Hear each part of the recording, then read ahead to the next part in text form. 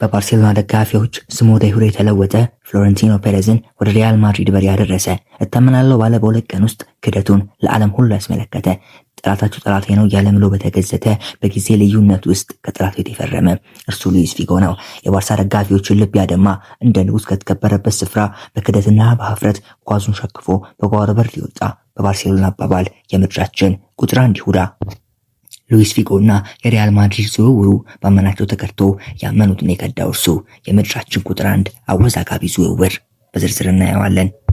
ዛሬ ላይ የሪያል ማድሪድ ታሪክ ሻምፒዮንስ ሊግ ዋንጫ ጋር ተገናኝቶ የተሰፋ ይምሰል እንጂ እነርሱም በአንድ ወቅት ሻምፒዮንስ ሊግ ዋንጫ ናቶ በናፍቆት የመሰቃየትን ህመም ያውቁታል፣ ኖረውበታል። ለ32 ዓመታት ያህል ባለ ሁለት ጆሮ ዋንጫ ወደ ሳንቲያጎ ቤርናቦ ቤት አመራ የሚል ዜና በደጋፊዎች ጆሮ ሳይገባ ነበር የከረሙት። 1997-98 ግን የሁሉ ጥያቄ የተመለሰበት ሻምፒዮንስ ሊግ ዋንጫ በቤርናቦ መደርደሪያ ከፍ ብሎ የተሰቀለበት ዓመት ነበር። ቡድኑ ለሶስት አጋጣሚዎች ፍጻሜ ከደረሰ በኋላ በሶስተኛው አጋጣሚ ጁቬንተስን 1-0 በሆነ ውጤት በማሸነፍ ፈንጠዚያ በማድሪድ ክፍል ሆነ። ደግሞ ብዙ አልቆዩም። በ1999-2000 ከአንድ ረፍት በኋላ ቫለንሲያን በ3 ጎሎች ዘረረና የመድረኩን የበላይነት ወደ ራሱ ቀለበሰ። በ3 ዓመት ውስጥ ለሁለተኛ ጊዜ ሻምፒዮንስ ሊግን ያሸነፈውን ቡድን በዋና ጀኔራልነት የመሩት የማድሪዱ ፕሬዝዳንት ሎረንዞ ሳንዝ ነበሩ። ሳንዝ ሁለት ሻምፒዮንስ ሊጎችን በመጠቀም ወደ ደጋፊው ልቡ ዘለቁ። የደጋፊዎች የወረት ፍቅር ሳያበቃ እድሉን በመጠቀም ስልጣናቸውን ሊያራዝሙ አጤኑ። ተርማቸው ላይ በቃ ገና 1 ዓመት ቢቀራቸውም በፖለቲካው ዓለም እንደተለመደው ስናፕ ኢሌክሽን ህግ ቀድመው ምርጫ ጠርተው ለተጨማሪ 1 ዓመት በተሽከርካሪ ወንበር ሊሰየሙ ምርጫ ጠሩ። ለተወሰኑ ጊዜያት እሳቸውን ለመወዳደር የሚያስብ እንኳን ጠፋ። ከእሳቸው ጋር መወዳደር ጊዜ ማጥፋት፣ የምርጫ ቅስቀሳ ደግሞ ማድረግ ጉንጭ ማልፋት መስሎ ሁሉም ታያቸው። ከዛ ግን አንድ ሰው መጡ። በኮንስትራክሽን ቢዝነስ የተሰማሩ ወጣት ባለሀብት ለማድሪድ ፕሬዝዳንትነት እጩ ሆነው ቀረቡ። ሰውየው ፍሎረንቲኖ ፔሬዝ ይባላሉ። ሳንዝ ግን ለእርሱ ምንም ደንታ አልነበራቸውም። ነገሩ ለሳቸው የተበላ ቁም ነበርና ፔሬዝ እጩ በሆኑ ማግስት ሪያል ማድሪድ መራጮች መጠይቅም በተኑ። በዓለም ላይ ካሉ ከዋክብቶች አንዱን የማስፈረም ዕድል ብታገኙ ማንን ታስፈርማላችሁ ለክለባችሁ ሲሉ የዓመት ትኬት የገዙትንና በምርጫ የሚሳተፉትን 83,000 ሰዎች ጠየቋቸው። ብዙዎቹ ደጋፊዎች ሉዊስ ፊጎ ብለው መረጡ። ፔሬዝ ያሰቡት ብዙ ድምፅ ያገኘውን ተጫዋች አመጣለሁ ብለው ሊቀሰቅሱ ነበር። ግን ሉዊስ ፊጎን ከባርሴሎና ማስፈረም ከአንበሳ መንጋጋ ስጋን የመንጠቅ ያህል ከባድ ነበር። ባርሴሎና በምድር ላይ ያለ ዕልቆ መሳፍርት ገንዘብ ሁሉ ይሰጣል ቢባል እንኳን ሉዊስ ፊጎን ለማድሪድ በተአምር አይሸጠውም። ሉዊስ ፊጎም ማድሪድን መቀላቀል አይፈልግም። የእሱ ልብ ያለው በባርሴሎና ነው። በብሉግራናዎቹ መንደር ደጋፊዎችን የሚያዩት በስስት ነው። ከዮሃን ክራይፍ በኋላ ያገኘ ነው አይዶላችን እሱ ነው ይሉታል። ደግሞ የሪያል ማድሪድ እና የባርሳ ባላንጣነት በሜዳ ላይ ለ3 ነጥቦች ብቻ አይደለም የፖለቲካ ርዕዮተ ዓለምን የተላበሰ እንጂ 17ኛው ክፍለ ዘመን ካታላን ራሷን የቻለች ነፃ ሀገር ነበረች። ግን መቀመጫቸውን በማድሪድ ያደረጉ ንጉስ ካታላንን ከስፔን እንድትዋሃድ አድርገው በኃይል የስፔን ግዛት አድርገዋታል። ከዛን ጊዜ ጀምሮ ባርሴሎናዎች ማድሪድስታዎችን እንደ አምባገነንና ጉልበተኛ፣ ራሳቸውን ደግሞ እንደተጨቆነ እስረኛ ይመለከቱ ነበር። ታዲያ ፊጎ በክራይፍ ዘመን ከፖርቱጋል ሊግ የፈረመ ፖርቱጋላዊ ሆን እንጂ በማያገባው ገብቶ ማድሪድን እንደበዳይ የፈረጀ ስለ ባርሴሎና ነፃነት ሽንጡን ገትሮ የተከራከረ አዳፕትድ ካታላን ነበር። በ1898-99 ባርሴሎና የላሊጋን ዋንጫ ሲያሳካ ጸጉሩን የካታሎኛ ባንዲራ ተቀብቶ እናንተ ነጫጭ አልቃሾች ለባርሴሎና ስገዱ ብሎ ነበር። እርሱ ለባርሴሎና እንዲያ ነው። ከዜጋ እኩል ተጨንቆ ስለመብታቸው የተከራከረ የአካባቢውን ባህል ተላብሶ በደጋፊዎች ልብ ውስጥ የተሰነቀረ ደግሞም በትላልቅ ጨዋታዎች ለቡድኑ የደረሰ በዚህ ውዝግብ ዓመት ባላንዶርን ያሸነፈ ሰው ነበር። ለባርሴሎና ይህንን ሁሉ የሆነን ሰው ማስፈረም የፔሬዝ ታላቁ የቤት ስራ ሆነ። ፖለቲካና እግር ኳስ ከሚተሳሰሩባቸው ጥቂት መስመሮች ውስጥ አንዱ ምርጫ ነው። ምርጫና ፖለቲካ ደግሞ በባህሪያቸው ብልሃትና ተንኮል፣ ሴራና አርቆ ሀሳብነትን ይጠይቃል። ታዲያ ፔሬዝ በፖለቲካው ምርጫ ሳይቀናቸው ቢከስሩ የእግር ኳሱ ምርጫ ግን አውቀውበት ኖሯል። በብልሃት አካሄዳቸው የሚፈልጉትን ለማግኘት ድንቅ መላ በአእምሯቸው ብቅ ብሏል። ደግሞም ከባድ የሆነ ቁማር ተወራርደው ካስቡበት ሊደርሱ ሰውየው ቆርጠዋል። ፊጎን ለማስፈረም መጀመሪያ ወደ ፓብሎ ፉትሬ ሄዱ። ወደ ሉዊስ ፊጎ የልጅነት ጀግናና የቀድሞ የእግር ኳስ ጥበበኛ ወደ ነበረው ሰው ሄዱ። ፊጎ ወደ ማድሪድ እንዲመጣ እንዲያሳምነው፣ ይህን ካደረገ 6 ሚሊዮን ዩሮ እንደሚከፍለው ቃል ገባለት። ከዛም ጆዜ ቬጋ ወደሚባለው ወኪሉ ጋር ሄደ። ፊጎን እንዲያሳምነው ተልእኮውን ከተወጣ ከፔሬዝ 2 ሚሊዮን ፓውንድ ድርሻ እንዳለው ነግሮ ከጎኑ አሰለፈው። ግን ፔሬዝ ሁለቱን ሰዎች አምኖ መቆየት አልተዋጠላቸውም። የፈለገ ያህል ፊጎን ቢለምኑት መልሶ የማይቀየር መሆኑን ገብቷቸዋል። ፊጎን አመጣለሁ ብለው ቀስቅሰው ከተመረጠ በኋላ እርሱን አለማምጣት በማድሪድ ደጋፊዎች ጥርስ ውስጥ ይከታል። ስለዚህ ፔሬዝ የፖለቲካ አእምሯቸውን የበለጠ ሞርደውና አስፍተው ፊጎን ለማምጣት ወደሚያስችል ትልቅ ምዕራፍ ተሻገሩ። ፉትሬና ቬጋን በከባድ ውል አሰሯቸው። እኔ ምርጫውን ከተሸነፍክ 2 ሚሊዮን ሰጣችኋለሁ፣ እኔ አሸንፌ ፊጎ ካልመጣ ግን 30 ሚሊዮን ክፈሉኝ ሲሉ አስፈረሟቸው።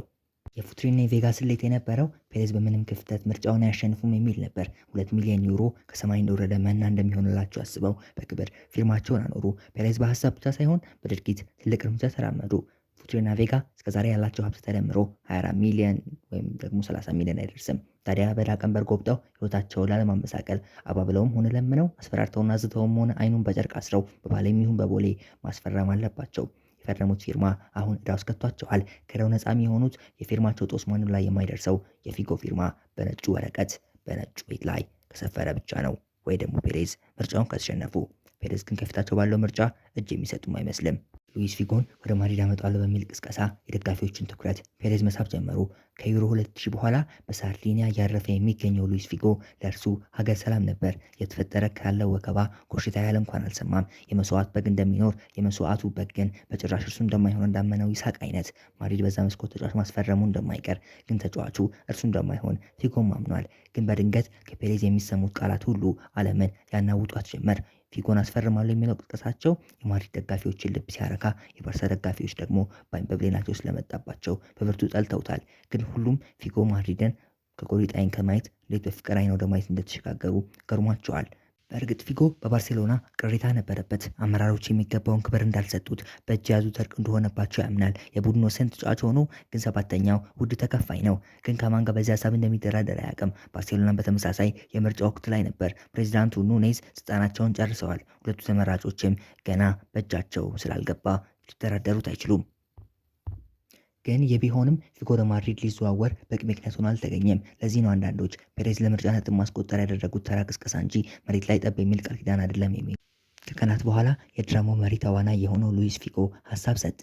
ረፍቱን ያደረገ በሚገኝበት የሜዲትራኒያን ባህር ሁለተኛ ትልቅ ደሴት አሸዋማ የባህር ዳርቻ ሳርዲኒያ አንድ ጋዜጠኛ እንዲመጣለት ጠየቀው። ጋዜጠኛውን በደረሰ ጊዜ ፊጎ መናገሩን ቀጠለ። ይህን ፔሬዝ የሚባል ውሸታም ሰው አትስሙ። በፍጹም እኔ ወደ ማድሪድ እግሬን አላነሳም። ዛሬም ነገም እኔ ብሉ ግራና የባርሴሎና ልጅ ነኝ በማለት የሚያውቀውን እውነት ተናገረ። የፔሬዝ ተፎካካሪ የነበሩት ሳንዝ ልጃቸውን ሊድሩ እየተንቀሳቀሱ ባለበት ወቅት የተደገሰላቸውን ሰሙ። ከምርጫ ተግባራት አንዱን ተጋጣሚ መንቆሸሽ ነውና ሳንዝ የፊጎን ሀሳብ እንደማጣቀሻ ይዘው ፔሬዝን በብዙ ኮነኑት። ስለ ውሸታምነቱ እያነሱ የሰይጣን ታናሽ ወንድም አስመሰሉት። በዚህ ጊዜ የማድሪድ ደጋፊዎች አይን ተከፈተ። የፔሬዝ ቃል ምርጫ ለማሸነፍ ብቻ ላለመሆኑ ፕሬዚዳንት ከሆነ በኋላ ፊጎ ስለመምጣቱ ተጨባጭ ማስረጃ አልነበራቸውም። መጀመሪያ የመሰላቸው ግርግር ለሌባ ይመቻል እንደሚባለው በባርሳ ፕሬዚዳንት አለመኖሩና የፊጎ ኮንትራት አለመስተካከሉ ፊጎ ከባርሳ መውጣት የፈለገ ማድሪድ እርሱን ለማስኮብለል ይከጅላል የሚል መላምት ነበራቸው። ግን ፊጎ አሁን እያሳየ ያለው አቋም አለመቀየሩን ሲረዱ ፔሬዝ ላይ ያሳደሩት እምነት መሸርሸርን አሳየ። ታዲያ ፔሬዝ ደጋፊዎች አንድ ቃል ኪዳን ገቡ።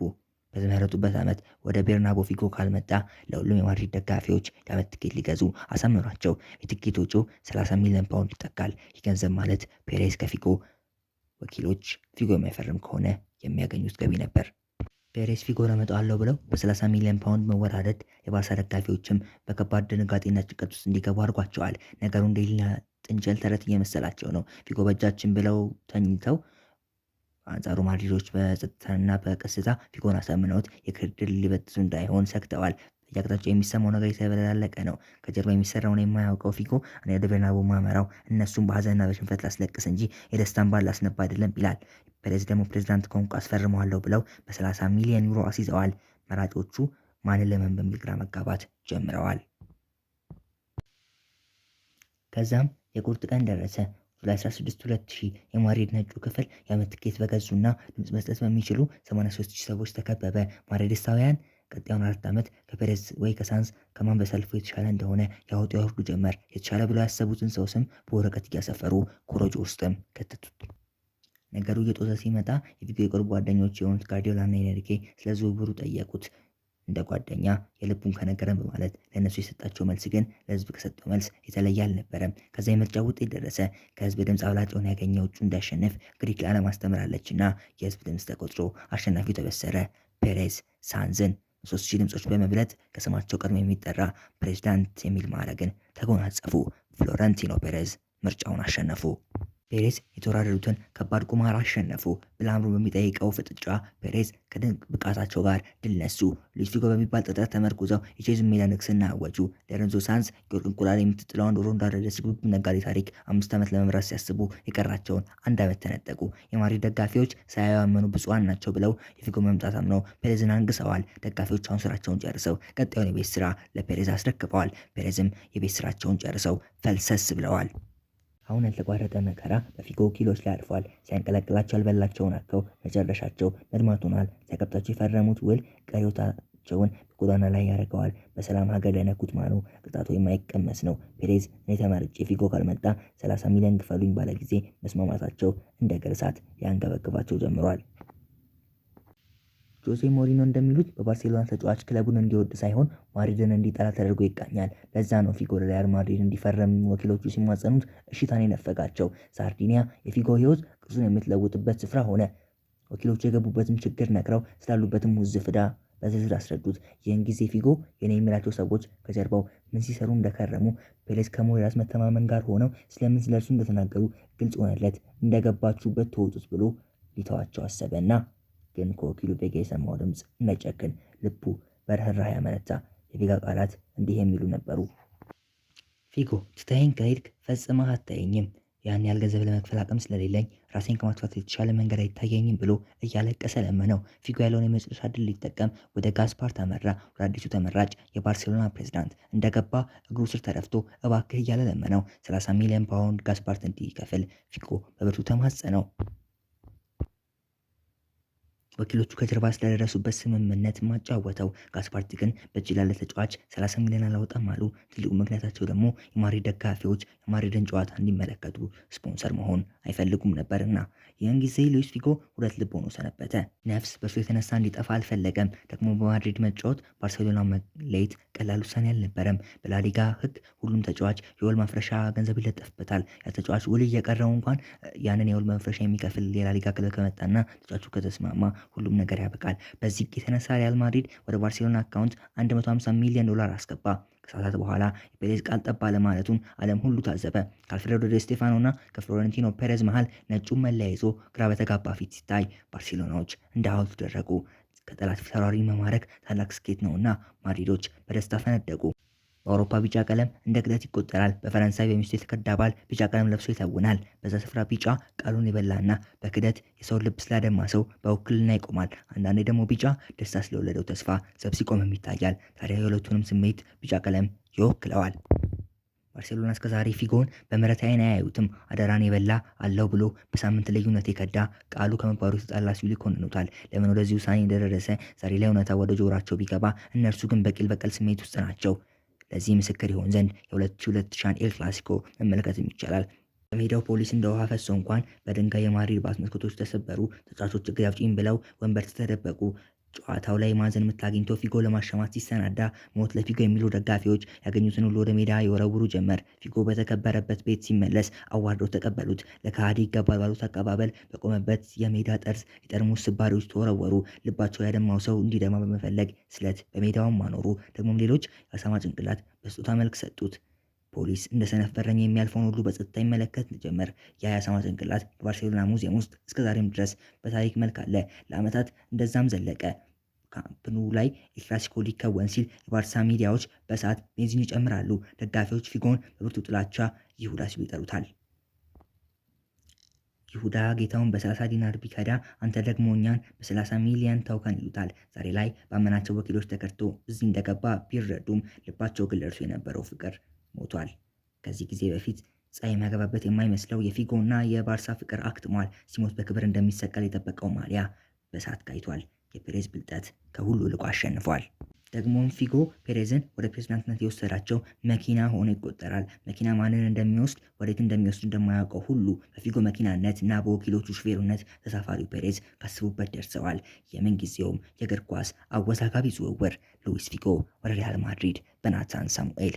ይህ የዲያሪዮ ፉትቦል የዩቲዩብ ቻናል ነው። ላይክ፣ ሼር፣ ሰብስክራይብ በማድረግ ቤተሰብ መሆን ትችላላችሁ።